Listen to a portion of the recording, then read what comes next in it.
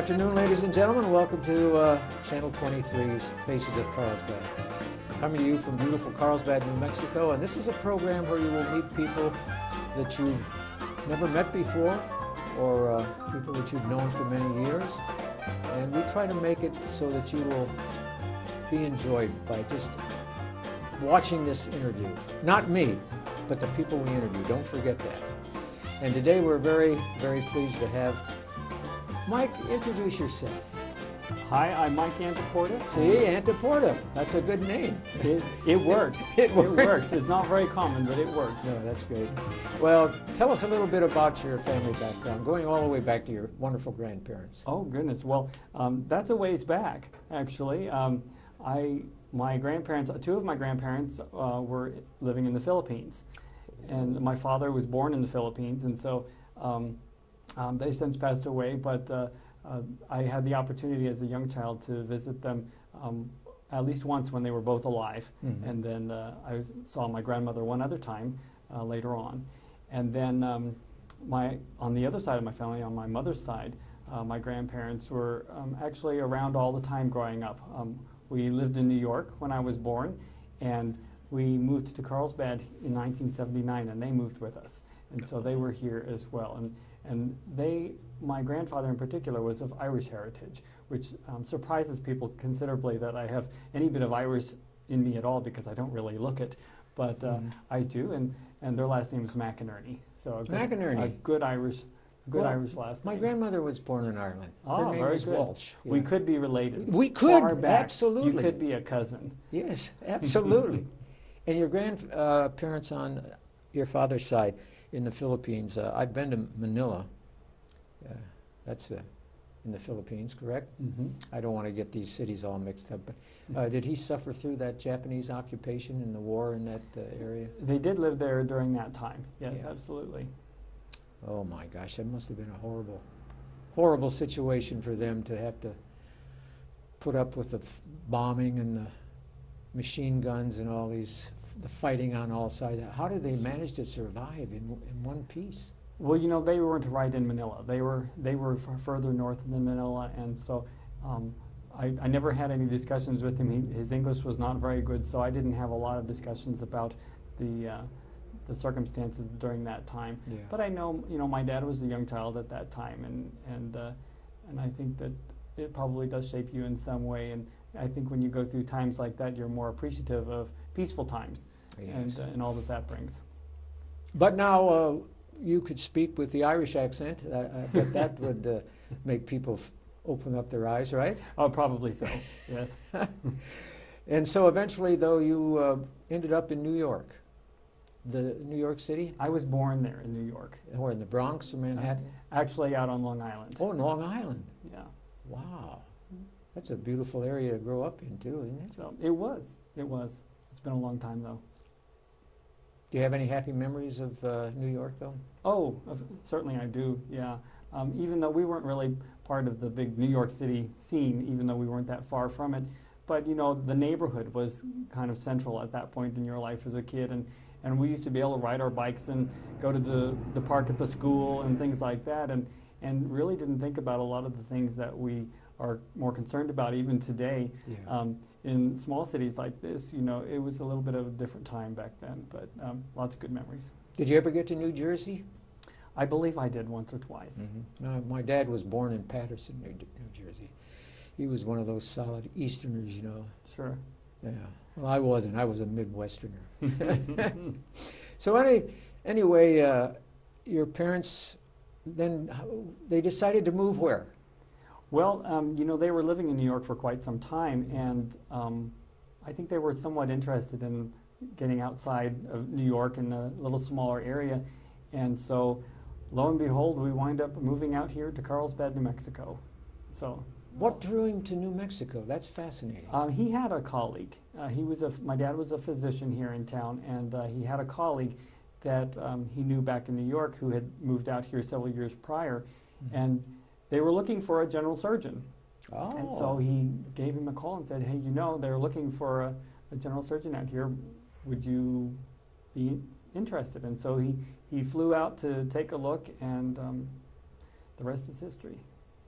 Well, so he was a surgeon. That's fantastic. And did you get into the field of medicine too? Not even close. No, no, that wasn't my thing. I'd leave that to professionals, but no, that wasn't my area. Well, that's basically the same with me. My dad was a railroader. He was a section foreman on the Erie Railroad back in Ohio, and he could handle anything. He could build anything. He built his own home from the cellar up, except for the electricity, which in Ohio you had to have a specialist come in for that. And he called me up one day and he said, "Help me on this roof." And I got up there and started hammering something into the roof of the building, and the nail went in crookedly. And he said, "No, that's enough. Get on. Take care of something else in the kitchen." So I was fired from that job. Yeah, it was a total... But lucky for us, because look at all the other great things you did. That's right. That's right. So anyway, what did you do as you got through high school, and what did you become interested in? Well, I went to high school was very interesting. One of my teachers was Jed Howard, who a lot of people know here locally. Oh, Jed from Howard, my government yes. class. Yes, Oh. and he really triggered an interest for me in government and things like that. And so I went off to New Mexico State University, and I majored in government and got a couple of degrees, and then I'm still fascinated in it. Don't necessarily work in it, but I'm still fascinated by it. So. Oh, Jed Howard, I didn't mean to interrupt you there, Mike, but he is so well known in the history of this city and this county. Yes, phenomenal work that he's done. Yeah, that's fantastic. Preserving our history here in the community. And you're carrying this tradition on. No, I don't think anybody carries on traditions like that. He's still very much in charge of doing that, and we're very fortunate. Yeah. So what was the first major job that you got involved in here in Carlsbad? Well, after college, I wound up coming back here and working at the Carlsbad Environmental Monitoring and Research Center. It was a brand new organization at the time, so there was a very small staff. Mm-hmm. And I worked there for a couple of years on the administrative side, and then moved over to another WIP-related contract, working in support of the WIP project. Oh, I see. And I was there for the duration of that contract, and then wound up moving over to what at the time was Westinghouse, who had the management operating contract for the site. Mm-hmm. And I stayed with them until 2014. So in total, I worked on WIP-related projects for over 21 years. What drew you to that? What was so fascinating about the WIP organization? Well, it's interesting about WIP. I didn't have the scientific background or the background in anything nuclear when I started, but I was doing a lot of communications work in public affairs. Mm-hmm. And I think the part of that job that was so much fun was that everybody really had a passion for what we were doing. It wasn't just that we were there getting our paycheck, but we had this mission that had implications for not just our area, but for the nation and the world. Mm-hmm. And I think that was one of the most exciting parts, is to be part of that and see so many of the exciting things that happened. Wow, that's amazing. And Westinghouse pulled out, didn't they, eventually? No, it was a series of mergers and buyouts, and so the name changed a lot over the years. And actually, even the current company still has ties to that original Westinghouse company. Westinghouse. Yes. And what is it called now, basically? Nuclear Waste Partnership. Nuclear Waste Partnership. My goodness. But you got out of it eventually. I did, and it was a bit of a surprise. I didn't expect to leave there. I thought I was going to retire there because I loved my job. Mm-hmm. But I had an opportunity come up that was just too good to pass up, and I was excited about it. So I decided I'd step outside of my comfort zone a little bit and try something new. Well, you are like those early day explorers. You try anything that's exciting. I'm not that bold, no. Well, anyway, what drew you out? Well, I had the opportunity to become the executive director at the Carlsbad Community Foundation, and there have only been two other gentlemen in that spot previously, John Mills and Jim Harrison, both of who I think the world of, and it was an exciting opportunity to get involved and step into that role, so I did. Well, that's interesting. John Mills, I knew him. He was a very nice man. But he passed away, didn't he, a number of years ago? Yes. Yeah, Yes. yeah. He was a fine gentleman. And you mentioned Jim Harrison. That name rings a bell. Yeah. I think he was an ex-student of mine.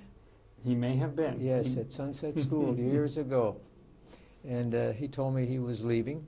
He was moving to, I think, South Carolina or one of the southern states to be close to his... Georgia. Yeah, he's Georgia. in Georgia, close to family and Yeah. enjoying it. Yeah. But you took over, so we've got 3 terrific guys running that foundation. So what do you do at the foundation? What's the main job of the foundation? Well, the foundation is a nonprofit, and what we do is we manage funds that are established because people in this area are very generous, and they often will donate money for these funds that are what we call endowments, and they're permanent funds. So the money is invested, and then the money that's earned off of that, we're able to use it for needs here in the community. And especially what our point is to provide long-term support for a lot of the nonprofit organizations. And also we have a tremendous number of scholarships that we're able to offer for our students so that the young people in the community have some assistance as they go off to college. And so we're involved in so many different aspects of the community, and that was the real draw for me, being able to be involved with so many great groups that help so many people in this town. Absolutely.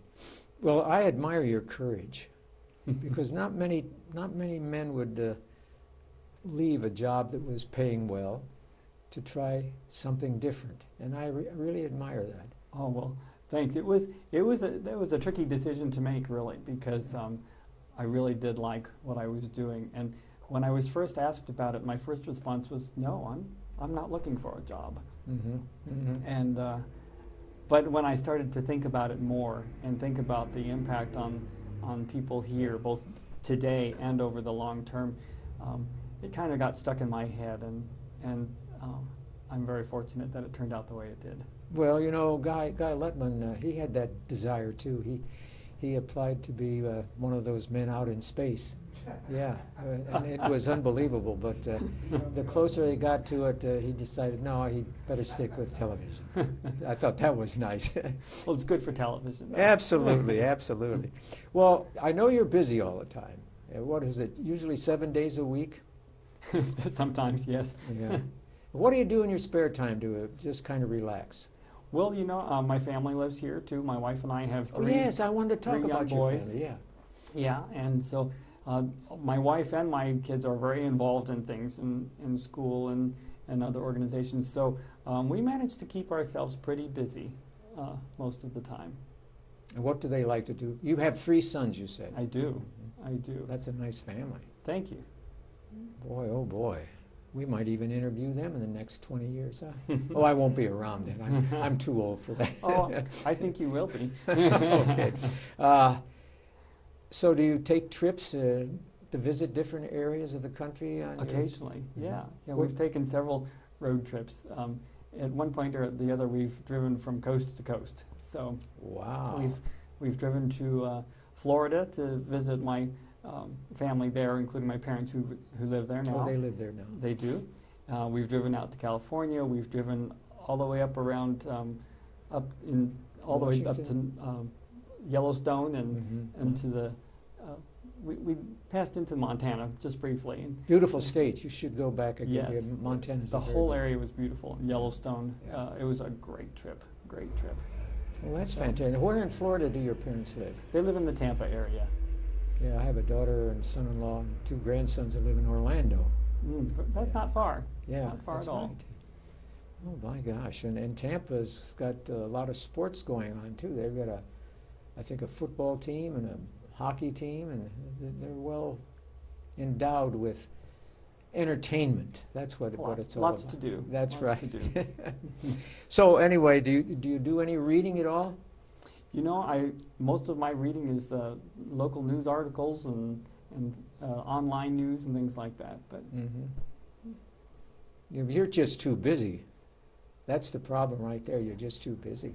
yeah, I don't typically sit down and sit still long enough to actually read a book, an entire book or fiction. But I usually hit the quick things and read the current affairs as much as I can. It goes back to Jed Howard's influence and interest.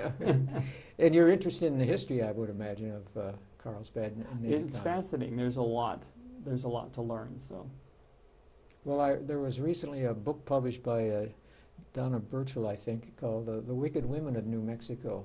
And I had the pleasure of reading it, and I thought, my goodness, I didn't realize things were that nasty in those days, back in the 1800s. Oh, really? Oh, my gosh. And then the way that these guys these cowboys would come in, and many of them were nothing more than just plain old-time gangsters. And they would shoot up the town and shoot at each other. And I thought, oh, my gosh. That's probably why I mentioned book reading, because I read a lot of books. I love to read.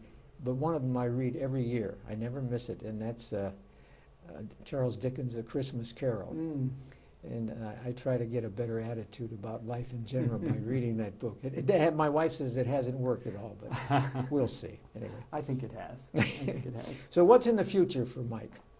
Well, you never know, do you? No. You just never really know. I think you stay open to the possibilities and you go from there. But right now, I'm pretty happy with the way things are going right now. The family's doing well, and the job is going well, and we're making good progress. And so I'm pretty happy with the direction things are going. You get a lot of support in the foundation, don't you? Tremendous support, yes. Yeah. Now, where was your wife? Where was she born? Now, my wife is actually originally from right here in Carlsbad. She grew up here, and so has lived all her life here. So she's happy that we're still in this area too. So you came from the East and married a New Mexico lady. I came from the Midwest and married a New Mexico lady. Boy, they've really trained us well, haven't they? Yeah, we stayed, didn't we? Yes, absolutely. So what ages are they? What grades are they in school now? My oldest is a 9th grader. He's at the high school this year. And then I have one son at the 6th grade academy. And then my youngest son is in elementary school. What school is that? Monterey. Monterey. Oh, boy. Well, I never taught at Monterey, but I did Sunset and Eddie. And of course, Eddie brought back a lot of memories to a lot of people, because one of the members of that famous cowboy film, all of a sudden my brain has gone dead. But anyway, he was a teacher there. Hoss Cartwright. And he was there, I got there 2 years after he departed. So anyway, I don't know if you remember that television show where he was one of the cowboys, and he eventually went back to Texas and was killed in an automobile wreck in Texas, and I thought that was sad, because he was, the principal told me, a parent came in and was very upset over the teaching of mathematics in this guy's class. And Hoss Cartwright, if you ever have seen him on television, was a big man. And principal said, would you like to go down and talk to him? You bet I do. I've got to get this anger out of my system, and I'm fed up the way this class is being taught. And he went down there and he said, knocked on the door, and Hoss Cartwright came over. Dan Blocker was his real name.